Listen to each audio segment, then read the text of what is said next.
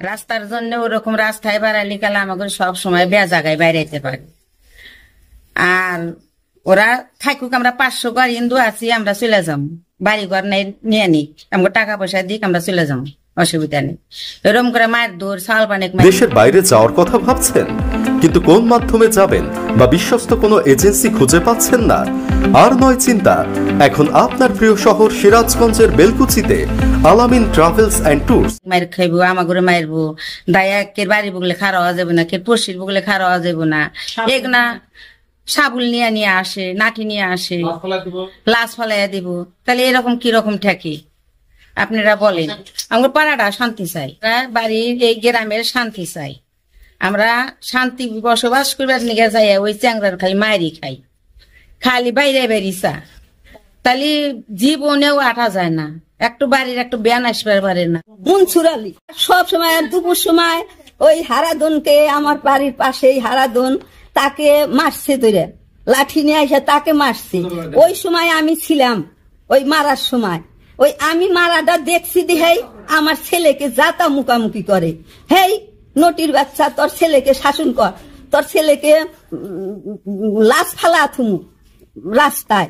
তখন আমি কইছি আমার ছেলে কি করছে, এই কথাতেই আর রাস্তায় আমার দেহা আমার ধাওয়ায় আমার সেই ওই ক্লাব ঘরের সামনে দিয়ে নিয়ে আমার ওই পিছারা গেট দিয়ে ধাওয়ায় আমার গেটের মধ্যে নিয়ে আমার কানের তা ছিঁড়ে নিয়ে গেছে, মারছে, কানের তা ছিঁড়ে নিয়ে আমার গেটের মধ্যে নিয়ে আমি 10 সালে শিক্ষুর বোমা আমাকে বাঁচাও, আমাকে মাইরা ফেলাইলো।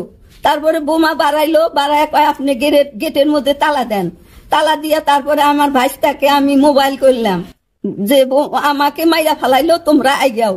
তারপরে আমার ভাইস্তা বউ বাড়াইছে, কয় তোর কি হয়, তুই কি জন্য বাড়ালি?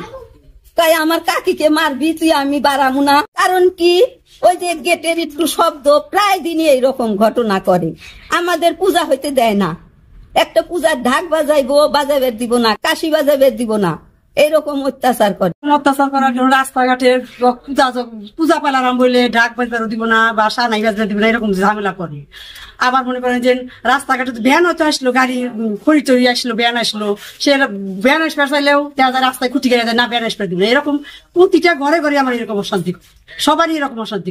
ওর কি মনে চাই ওই জানো, মনে করেন পাড়ার হিন্দু মানুষ দেখতে পারে না, সবার সাথে এরকম। তাহলে আজকে আমার ভুলে না, সবার সাথে। আমাদের এই পাড়া ঘরের ভিতরে ঢুকতে গেলে আমাদের পূর্বপুরুষে অনেক পূর্ব থেকে আমাদের এই পাড়ার ভিতরে যাওয়া আসার জন্য একটা রাস্তা আছে, সেই রাস্তাটা উদ্দেশ্য করে সেই রাস্তাটা প্রত্যেকটা বাড়িরই কিছু কিছু জায়গা নিয়ে রাস্তাটা, মানে ওদের কিছু জায়গা দেওয়া আছে রাস্তায়, ওরসে বেশি আমার বাড়িতে দিছি বা অন্য বাড়িতে তার চেয়ে বেশি দিছে, কম দিছে।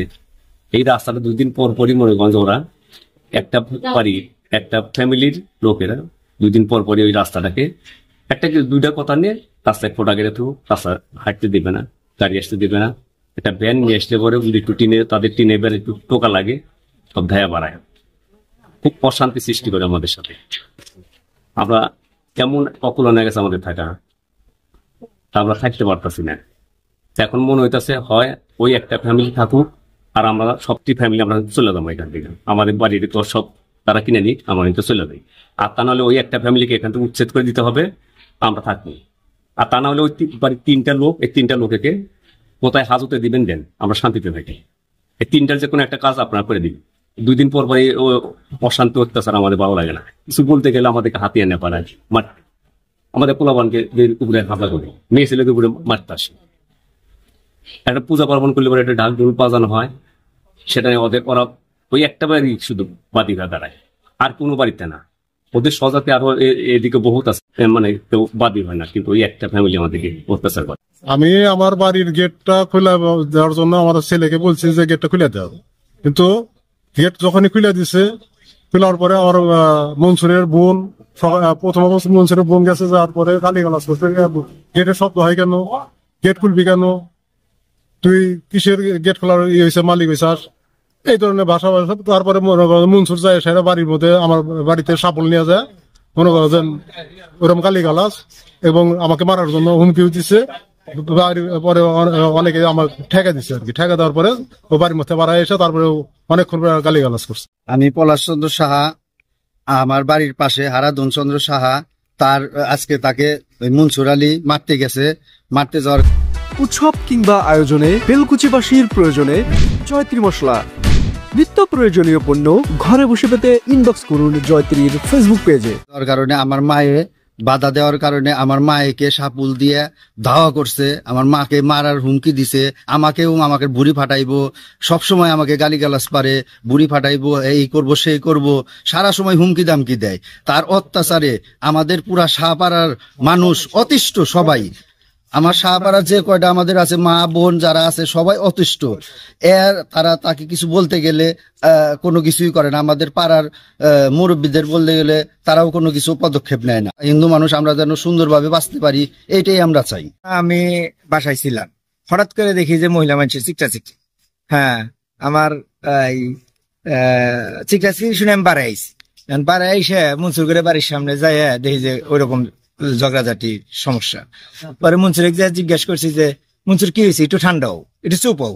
আর মনসুর আমাকে মনে করে দেন মেরবেন নিয়েছে, আর বইনে টুইনে সহকারে মেরবেন নিয়েছে। আমাদের পাড়ার প্রত্যেকটা লোকের সাথেই ওরা বাতাসের সাথে ঝগড়া করে, কিছু হইলেই ওরা রাস্তার ভিতরে খুঁটা গাইরা বসে খুঁটা গাইরা। এখানে তো আর কোনো এখন তো আর নিউজ করার কিছু নাই। প্রশাসন যেটা কয়ে গেছে, প্রশাসন অনুযায়ী প্রশাসন তো বলেই গেছে। প্রশাসন যে কইছে সেটা জিডি হয়েছে, অভিযোগ দিছে।